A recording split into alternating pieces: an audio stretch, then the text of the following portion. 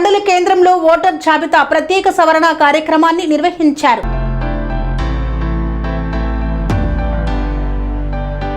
నల్గొండ జిల్లా మునుగోడు మండల కేంద్రంలోని మనీ గార్డెన్ లో బీజేపీ ఆర్మూర్ శాసనసభ్యులు పైడి రాకేష్ రెడ్డి ఓటర్ జాబితా సవరణ ఎస్ఐఆర్ కార్యక్రమంలో ముఖ్య అతిథిగా పాల్గొన్నారు. అర్హులైన ప్రతి ఓటరు పేరు జాబితాలో ఉండేలా ఇంటింటి సర్వే నిర్వహిస్తామని తెలిపారు. కొత్త ఓటర్ల నమోదు వివరాల సవరణ, డూప్లికేట్ పేర్ల తొలగింపు ప్రక్రియ కొనసాగుతుందన్నారు.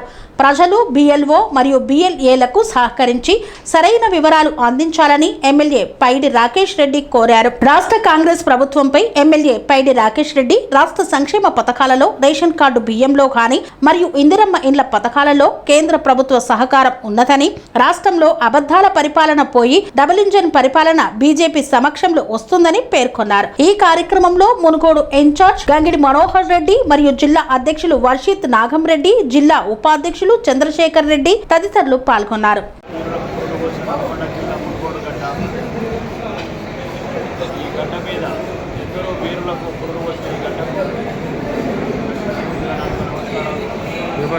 ఈరోజు రాష్ట్రంలో జరుగుతున్న అరాచక పాలన, అబద్ధాల పాలన, అనుగుణ రేవంత్ రెడ్డి అబద్ధాల కోడు తెలంగాణ ప్రజలకు నట్టేట ముంచి అధికారంలోకి రాకముందు 6 వాగ్దానాలు 420 వాగ్దానాలతో రాష్ట్ర ప్రజలని వంచి ముంచి గద్దెనెక్కి ఈరోజు రాష్ట్రంలో ఒక అభివృద్ధి లేకుండా అవినీతితోని అన్నదమ్ములతోని పరిపాలన చేస్తున్న ఈ దుర్మార్గమైన కాంగ్రెస్ పరిపాలనకు చర్మగీతం పాడాలంటే తెలంగాణ ప్రజలు ఈ దుర్మార్గమైన కాంగ్రెస్ పాలన పట్ల వీళ్ళు చేసిన మోసాల పట్ల ఈరోజు జాగ్రత్త వహించాల్సిన అవసరం ఉంది. ఇక రేపు రాబోయే నల్గొండ జిల్లాకు రేవంత్ రెడ్డి ఏ ముఖం పెట్టుకుని వస్తున్నావు? ఈ నల్గొండకు ఏం చేసావు? నల్గొండకు 2 మంత్రి పదవులు ఇవ్వగానే మురిసిపోయే జనాలు ఉన్నాయి. ఈ నల్గొండ జిల్లాకు న్యాయం చేసిరా ఇక్కడ జిల్లాకు.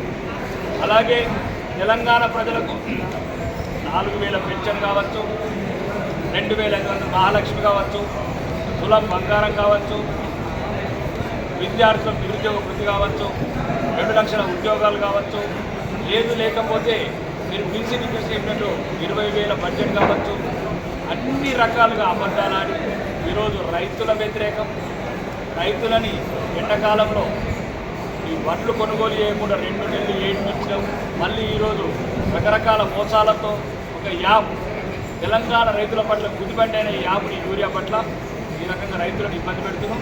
అన్ని రంగాలుగా విఫలమైన ఈ రేవంత్ రెడ్డి సర్కారుకు రాబోయే రోజులలో తెలంగాణ ప్రజలు సరైన సమాధానం, సరైన జవాబు చెప్తారు. ఇంకా ఈరోజు రాష్ట్రం ఏదైనా పరిపాలన సాగుతుందంటే భారతీయ జనతా పార్టీ కేంద్ర ప్రభుత్వం ద్వారానే.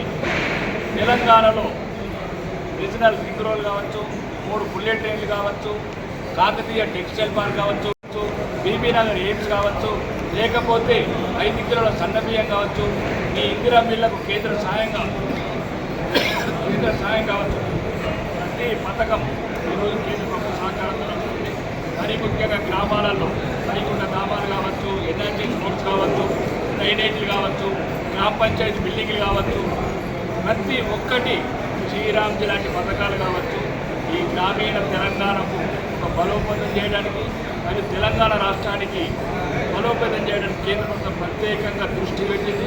మరియు రాబోయే రోజులలో త్వరలోనే ఈ కాంగ్రెస్ పాలనకు చరమగీతం పాడి రాబోయే రోజులలో ఒక ధర్మ పాలన, కుంభకోణాలు లేని, కుటుంబ పాలన లేని ఒక ధర్మ ప్రభుత్వాన్ని ఏర్పాటు చేసి ఈ రాష్ట్రాన్ని డబుల్ ఇంజన్ సర్కార్ కేంద్రంలో రాష్ట్రంలో ఎట్లయితే ఆంధ్రప్రదేశ్ ప్రభుత్వం అభివృద్ధిలో పరిగెడుతుందో అలాగనే అన్ని రకాలుగా రైతుల పట్ల కావచ్చు, నిరుద్యోగుల పట్ల కావచ్చు, మహిళల పట్ల కావచ్చు, అన్ని రకాల అభివృద్ధి పథకాలు ముందుకు తీసుకెళ్తూ ఈ రాష్ట్రాన్ని ఈ దేశంలో మొదటి స్థానంలో నిలబెట్టడానికి భారతీయ జనతా పార్టీ ప్రయత్నం చేస్తుంది. దాన్ని బట్టి తెలంగాణ ప్రజలని చైతన్యవంతం చేయడానికి రేపే దేశ అధ్యక్షుడు భారతీయ జనతా పార్టీ నేషనల్ ప్రెసిడెంట్ నితిన్ నబీన్ గారు వస్తున్నారు. రాబోయే రోజులలో కేంద్ర పార్టీ ప్రత్యేకంగా దృష్టి పెట్టింది.